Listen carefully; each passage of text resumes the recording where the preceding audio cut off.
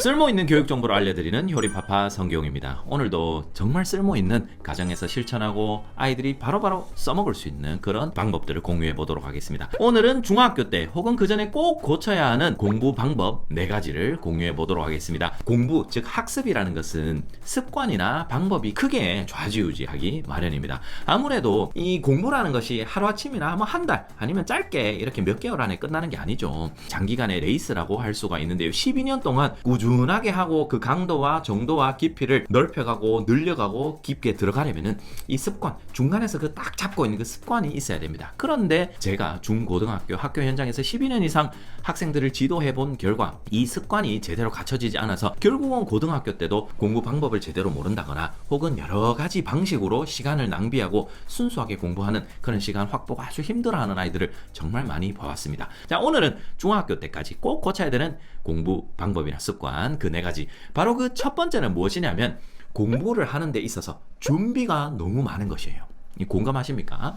어떤 아이들은 딱 앉자마자 바로 딱 시작합니다. 그냥 딱 공부를 해야 되는, 한마디로 무기만 딱 챙기는 거죠. 책과 혹은 문제지와 연필 혹은 볼펜 이것만 있으면 다라는 거죠. 연습장 정도. 그러니까 한마디로 앉을 수 있는 곳과 펼친 책, 필요한 그 도구만 딱 있으면은 한 5초 안에 공부를 시작할 수 있는 아이가 있는 반면에 어떤 아이들은 엉덩이 좀 차가운데 방석이 있어야 되고 귀가 심심하네, 이 노래가 있어야 되고 또 이 주변에 소음이 많네, 이 이어 플러그가 있어야 되고 볼펜은 또 여러 가지가 있어야 되고 볼펜이 있잖아요. 또 형광펜이 또 노란색만 있으니까 또 좀 부족한 것 같고 또 이 문제는 또 타이머가 필수지, 또 타이머가 있어야 되고 이 모든 것들이 무조건 불필요하다 그렇다기보다는 이런 것들을 하나하나 다 갖춰가다 보니까 너무 준비가 길어지는 거예요. 그러면서 또 옆에 또 매번 할 때마다 또 정리하고 또 뭐하고 이러다 보니까 공부에 들어가는데 너무 오랜 시간이 걸리는 거예요. 음악이 무조건 나쁘다는 게 아니에요. 저도 학창시절에 음악을 들으면서 당연히 공부를 해보았고요. 그 음악 덕분에 집중이 잘 된 경험도 있습니다. 하지만 무엇이 문제가 되냐면 이 준비해야 되는 것들에 너무 의존적으로 변하다 보면, 즉 이런 준비해야 되는 것들, 내가 공부를 하는 데 있어서 집중을 하는 데 있어서 없으면 안 되는 것들이 하나 둘 아니 5, 6, 7개 많아지면 많아질수록 그것들이 없어졌을 때 생각보다 집중하기가 상당히 어려워진다는 거예요. 예를 들어서 백색 소음이라든가 혹은 잔잔한 클래식 음악, 집중에 도움을 때로는 줄 수가 있습니다. 귀도 좀 덜 심심하고 뭔가 약간 자연스러운 소음처럼 괜찮죠. 하지만 그것들을 들을 수 없는 상황이 되었을 때, 예를 들어서 스마트폰에 배터리가 다 되었거나 학교에서 야자를 하는데 선생님께서 노래를 못 듣게 한다거나 기타 등등, 혹은 대표적으로 중간기말고사 시험 상황, 수능장에서의 그런 상황들, 그런 것들에서는 당연히 이 노래를 들을 수가 없습니다. 그래서 이런 노래 같은 것들을 활용할 수 없는 상황에서 그 집중을 하려면은 그 소음이 있어야만 집중을 할 수 있었는데, 그게 빠짐으로 인해서 상당히 이 집중력이 흐트러지고 뭔가 빈 느낌이 생기고 뭔가 불안해진다는 것이죠. 그래서 오히려 더 결국은 집중력을 발휘해야 되고 뭔가를 해야 될 때 못하게 되는 그런 상황이 생기곤 합니다.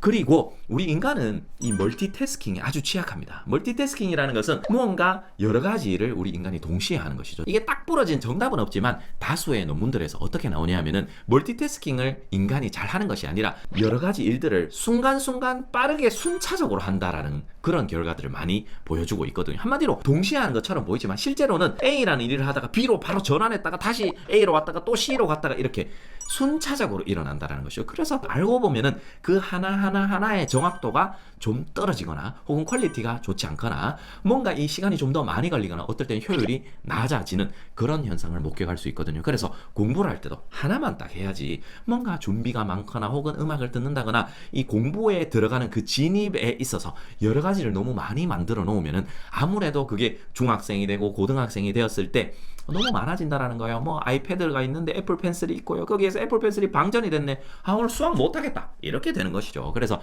이런 것들을 만들기보다는 정말 언제 어디서나 바로 앉아서 딱 꺼내면 바로 공부할 수 있도록 그렇게 가장 심플한 공부 환경을 만드는 것이 아주 중요하고, 그런 습관을 가지는 것이 포인트다라고 할 수가 있겠습니다. 중학교 때 혹은 그 전에 꼭 고쳐야 되는 공부 방법 그 2번째는 무엇이냐면은 문해력 자체가 너무 낮다라는 것입니다. 여기서 문해력은 우리말 문해력이 되겠죠. 이 문해력이라는 것이 가면 갈수록 전 과목에 있어서 상당히 높은 수준을 요구하게 됩니다. 사실 여기에서 꼭 제가 강조를 드리고 싶은 것은 많은 글 읽기예요. 많은 글 읽기. 이 글 읽기라는 것이 독서를 통해서 가장 쉽게 실천할 수 있겠고요. 혹은 뭐 여러 가지 읽기 자료들이 있겠죠. 신문도 있고 뭐 여러 가지가 많습니다. 그런 것들을 하면서 국어 사전을 꼭 좀 찾아보는 습관을 들이자라고 말씀을 드리고 싶어요. 제가 라떼는 이라고 말씀드리면 너무 꼰대 같지만 제가 중학교, 고등학교 때 국어를 좀 더 잘하고 싶었기에 국어를 잘 못했기 때문에 그 어휘력을 좀 더 보강을 하고 싶어서 항상 제 책상 위에 그때는 이 책으로 된 국어 사전이 놓여 있었습니다. 그리고 모르는 것이 나올 때마다 자주 찾아봤고요. 제 옆에 전교 2등인 친구가 있었는데 그 친구도 국어 사전이 종종 있었습니다. 그러면서 혹은 제가 그 친구한테 막 물어보기도 했었고요.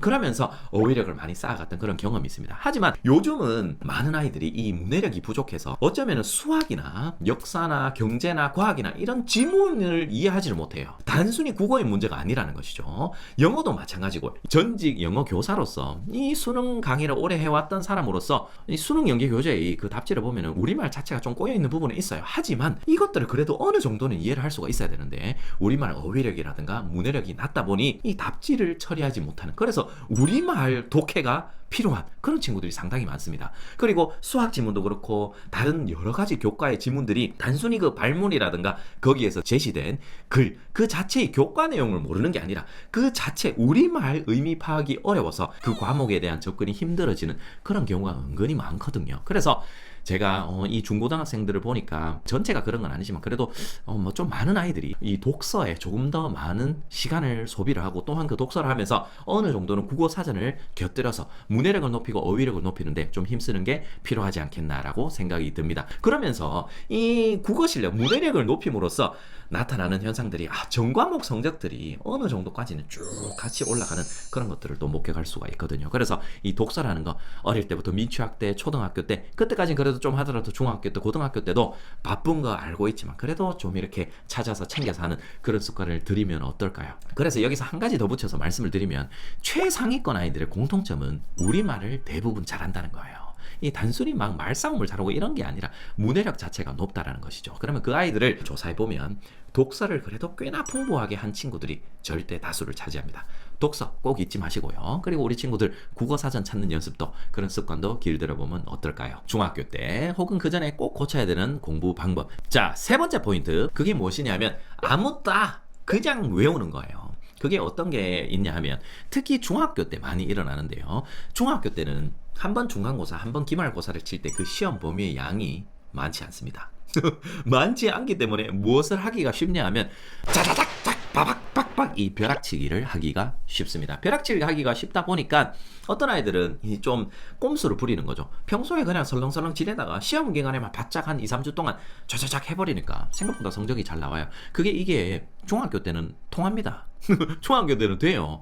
근데 이게 중학교 3년 동안 좀 누적이 되겠죠. 이 공부 방법 해보니까 이렇게 하면 되네. 그런데 이 공부라는 것이 결국은 쌓이고 쌓이는 것이거든요. 영어도 마찬가지고 수학도 마찬가지고 개념 위에 개념이 쌓이고 영어도 문장을 읽고 어휘가 쌓이고 그 감이 쌓이다 보니까 더 어려운 것들을 할 수 있고 더 이해의 폭이 넓어지는 것이고요. 이해나 개념이나 이 쌓아가면서 진정으로 알면서 성적이 올라가는 게 아니라 시험 기간이 되었을 때 중단기간에 쫙쫙 몰아서 그냥 일단 이해는 필요 없고 일단 외워서 하니까 이렇게 되더라. 이것의 맛을 보기 시작하면은 이게 고등학생이 되면은 다 민낯이 드러나게 되어 있습니다. 고등학교 때는 한 과목당 양이 엄청나게 많아지죠. 영어만 해도 암기를 할 수가 없습니다. 당연히 안 되죠. 그러다 보니까 영어 자체를 구사할 수 없는 친구들, 즉 영어에 대한 감이나 체계가 갖춰지지 않은 친구들은 영어 고등학교 1학년 내신 중간고사에서 혹은 첫 모의고사에서 박살이 나게 되어 있습니다. 그러다 보니까 그걸 그때 가서 다시 메꾸려고 하니까 이제 안 되는 거예요. 공부 습관도 안 잡혀 있고 양도 너무 많고 다시 과거에 했던 그런 것들을 이해하면서 쌓아가려니까 너무 많은 시간과 노력이 드니까 안 그래도 입시나 이 다른 과목 공부 영어만 있는 게 아니잖아요. 바빠 죽겠는데 이게 안 되는 거죠. 그래서 공부 습관 자체를 애초에 바르게 해야 됩니다. 초등학교 때부터 개념을 잡고 개념을 모르면 그 개념에 대한 물음을 제기하고 의문을 제기하고 알려고 노력하고 이 호기심을 계속해서 질문해보고 알아가고 그러면서 쌓아가는, 그 마냥 막 선행으로 달리는 게 아니라 제대로 알고 넘어가는, 그 다음에 시험을 칠 때도 단순히 이렇게 단기간에 벼락치기를 하는 게 아닌 제대로 알아가는 그런 습관이 필요하다라는 것이죠. 그래서 무조건 단기간에 외우고 그렇게 해서 시험에 응하고 혹은 너무 많은 선행을 하거나, 다른 사람은 다 하던데 이 속도에 나도 모르게 우리 집도 모르게 그렇게 등 떠밀려서 아이가 중심이 되지 않고 그냥 많은 사람들이 그냥 다들 그렇게 하지 않나? 라는 그런 현상과 분위기 때문에 그렇게 되는 것들 막으시기 바랍니다. 그게 결국은 아이의 학습에 있어서 골마가고요. 그게 결국은 고등학생 정도 되면 터지게 되어 있습니다. 그때 가서 이거를 바로 잡으려면 참 어려워지거든요. 그래서 어릴 때부터 제대로 공부하는 학습 방법과 그 다음에 습관을 들이는 것이 중요하다고 할 수가 있겠습니다. 자, 네 번째 마지막 포인트는 바로 공부에 대한 나쁜 정서를 가급적이면 경험하지 않는 것입니다. 이게 어떤 의미냐면 공부라는 것은 차근차근 하다 보면은 할만합니다. 물론 공부가 항상 즐겁고 모든 사람한테 재밌는 것은 아니에요. 저도 압니다. 그러나 공부를 이 양을 아이에게 맞지 않는 옷을 입히면 그 속도와 양이 너무 과하거나 너무 빠르면은 아이에게는 버겁고 부정적인 경험이 될 수밖에 없습니다. 예를 들어서 내 아이는 지금 초등학교 2학년 수학 과정도 겨우겨우 딱 맞게 가고 있는데 남들이 보니까 초2 때 초4를 하더라는 거죠. 혹은 초5 혹은 초3 이렇게 너무 빠르게 하더라는 거죠. 근데 거기 이 정도 초2 때 남들 다 하던데 우리도 그렇게 해야 되지 않을까? 그럼 거기에서 나올 수 있는 부작용이 무엇이냐면 내 아이가 즐겁지 않다라는 거예요. 안 맞는다라는 느낌을 가지는 거예요. 너무 부담스러워. 이거 오늘 이만큼이나 해야 돼? 나는 아직까지 이걸 모르겠어. 근데 그걸 모르겠어를 해결하기 전에 그 상위 개념이 자꾸 나오고 상위 개념이 나오니까 단순히 좀 외워서 떼어버리고 혹은 계속해서 그 정서나 공부에 대한 감정이 좋지 않은 식으로 흘러간다라는 것이죠. 또한 우리 소위 이제 학군지에 가보면 많이 느낄 수가 있는데요. 학군지에 가면은 아이들이 너무 바빠요. 이 학원 여기 갔다가 A 갔다가 B 갔다가 C 갔다가 집에 들어오면은 아주 늦은 시간이라는 거죠. 초, 중, 고 다 마찬가지입니다. 특히 초등학생, 중학생 그런 학생들을 보면 좀 짠한 그런 느낌이 들기도 하거든요. 그런데 그 학생들이 그 학원에 하나 가면서 거기에서 배운 것들을 충분히 소화할 그럴 복습과 숙제할 시간을 줘야 되는데 그럴 여유가 없다라는 거죠. 물론 저도 지금 초등학교 4학년 올라가는 자녀를 두고 있죠.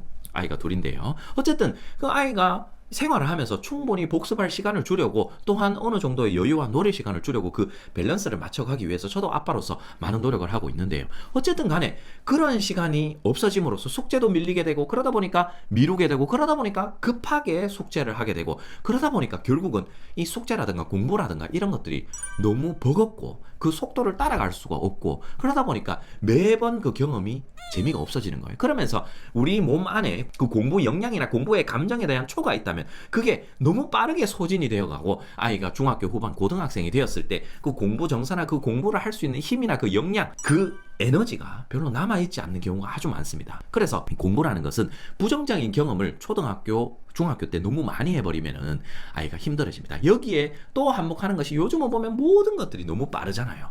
부모님이 기대도 좀 더 높기 마련이고요. 저도 기대가 왜 없겠어요? 있죠. 하지만 이런 기대가 아이에게 나도 모르게 전달을 한다든가 혹은 인위적으로 남들은 다 이렇게 하던데 이렇게 다 전달을 해버리게 되면 아이도 거기에 있어서 좀 박탈감을 느끼거나 그 속도에 못 맞춰가는 거기에 부담을 상당히 많이 느끼게 됩니다. 그래서 이 공부라는 것은 결국은 공부 정서가 있는 공부를 잘 할 수 있는 그런 긍정적인 감정, 성취감이나 만족도를 경험해 본 아이들이 꾸준하게 이어갈 수 있는 것이고 부정적인 경험을 많이 한 아이들은 아무래도 시간이 가면 갈수록 더 어려워지고 그 양이 많아지기 때문에 못 버티는 그런 경향이 있습니다. 그래서 어릴 때부터 지금 좀 더 많은 걸 소화할 수 있을 것 같아도 이 사회적인 그냥 그런 풍토나 이런 SNS에서 보여지는 그런 겉으로 보여지는 그런 것들이 너무 따라가기보다는 내 아이에 맞게 어느 정도 그런 선행이나 심화나 그 양 같은 것들을 조절하면서 공부 정서나 그런 공부 감정에 좀 더 신경을 쓸 필요가 있다라는 것이죠. 아무래도 그런 것들을 잘 신경 쓰다 보면은 아이가 공부를 할 수 있는 힘이 생기고 긍정적인 감정이 생기기 마련이거든요.